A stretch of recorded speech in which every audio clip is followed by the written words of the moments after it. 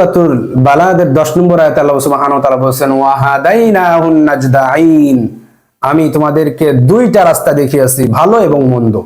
ভালো এবং মন্দ দুইটা রাস্তায় আমি তোমাদেরকে দেখিয়েছি। এখন সিদ্ধান্ত তোমার, তুমি ভালো আমল করে জান্নাতে যাবে, সফলতা লাভ করবে, নাকি মন্দ আমল করে মন্দর পথে চলে তুমি দুর্ভাগা হবে, তুমি অকৃতকার্য হবে, আল্লাহর নাশুকরিয়া আদায় করবে। সিদ্ধান্ত তোমার। আমি তো দুইটা পথ তোমাকে দেখিয়ে দিয়েছি, তোমাকে আমি হিদায়াতের পথ দেখিয়ে দিয়েছি। নাজদাইন শব্দটা নাজদের দ্বিবচন, নাজদাইন শব্দ দ্বারা বোঝা হয় ঊর্ধ্বগমন, কিন্তু এখানে এই আয়াতে সূরা বালাদের এই আয়াতে আল্লাহ সুবহানাহু ওয়া তাআলা প্রকাশ্য পথ বলতে নাজদাইন শব্দটা ব্যবহার করেছেন। দুইটা রাস্তা আল্লাহ সুবহানাহু ওয়া তাআলা বললেন, একটা আল্লাহর রাস্তা, এই রাস্তাটা হবে দুর্গম। এই রাস্তার পথিক, এই ঊর্ধ্বগমনের যে পথটা, এই পথটা চড়াই উতরাই পার করতে হবে। এই পথটা পার করতে হলে আপনার নফস, খাহেসাত, এই সমস্ত সবকিছুকে নিয়ন্ত্রণ করে দুনিয়ার মায়া, মোহাব্বত, সফলতা, তথাকথিত সফলতা, এগুলোকে নিয়ন্ত্রণ করে তোমাকে এই পথে যেতে হবে। এই পথটা অত সহজ পথ নয়। আল্লাহ সুবহানাহু ওয়া তাআলার আনুগত্যে কাটাতে হবে। দুনিয়ার বুকে যত বাধা বিপত্তি আসুক না কেন, আল্লাহ সুবহানাহু ওয়া তাআলার আনুগত্যে কাটাতে হবে। যদি কাটাতে পারো তাহলে তোমার পথ হচ্ছে ঊর্ধ্বগমনের পথ। আর একটা পথ চলে গিয়েছে একদম খাদের কিনারায়। এই পথে যাওয়া একদম সহজ। আপনার প্রবৃত্তিকে, আপনার নফসটাকে আপনি লাগাম ধরে রেখেছেন, হালকা একটু ঢিলা দেবেন, আপনি খাদের কিনারায় পড়ে যাবেন। আল্লাহ অবাধ্য হওয়ার সাথে সাথেই দ্বিতীয় পথ, যেটা মন্দ পথ, যেটা শয়তানের পথ, সেই কিনারার মধ্যে আপনি পড়ে যাবেন। তাহলে আপনি কোন পথে যাবেন? একটা পথ তো আল্লাহর দিকে ঊর্ধ্বগমনে নিয়ে যাচ্ছে, আর একটা পথ শয়তানের দিকে নিয়ে যাচ্ছে, আপনাকে খাদের কিনারায় ফেলে দিচ্ছে, জাহান্নামের মধ্যে নিক্ষেপ করছে। আপনি কোন পথে যাবেন? আল্লাহ সুবহানাহু ওয়া তাআলা দুইটা পথ আমাদের বদলে দিলেন।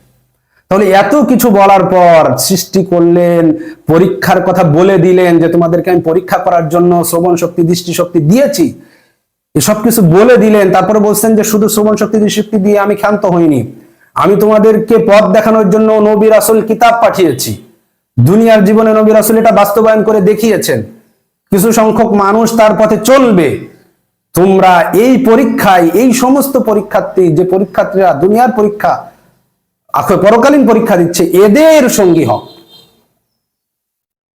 আর একটা পথ দেখালেন যে শয়তান তোমাদের বাঁকে বাঁকে, মোড়ে মোড়ে তোমাদেরকে ঈমানটা হরণ করার জন্য, আল্লাহর অবাধ্য হওয়ার জন্য, আল্লাহর দাসত্ব থেকে তোমাদেরকে ফিরিয়ে রাখার জন্য মোড়ে মোড়ে বসে থাকবে। এই যে মোড়ে মোড়ে বসে থাকবে, এই একটা পথ, এটা তোমাকে খাদের কিনারায় নিয়ে যাবে। তুমি ওই পথে যেও না। রাসূল নিষেধ করেছে ওই পথে যেও না। ওই পথটা শয়তানের পথ, এটা জাহান্নামে নিয়ে ছাড়বে। আর আমি যে পথে আছি, এটা সিরাতুল মুস্তাকিমের পথ, এটা জান্নাতের পথ, এটা জান্নাতে যাবে, এটা তোমাদের সৌভাগ্য, সাফল্য। এই পথে চললে তোমরা গোল্ডেন A+ পেয়ে, তোমরা ট্যালেন্ট ফুলে বৃত্তি পেয়ে তোমরা জান্নাতে চলে যাবে এবং চিরস্থায়ী সেখানে থাকবে, চিরস্থায়ী সেখানে থাকবে। আর যদি ওই পথে চলো তাহলে তুমি অকৃতকার্য হবে, তুমি অ্যাবসেন্ট হবে, তুমি খাদের কিনারায় চলে যাবে, তুমি জাহান্নামে যাবে অকৃতকার্য হয়ে। তাহলে পরীক্ষা পাশ করার রাস্তাও আল্লাহ রাসূল দেখিয়ে দিয়েছেন এবং ফেল করার রাস্তাও আল্লাহ রাসূল দেখিয়ে দিয়েছেন। কিন্তু আমরা দুর্ভাগ্যবশত ফেল করার রাস্তাটাকে বেছে নিয়েছি।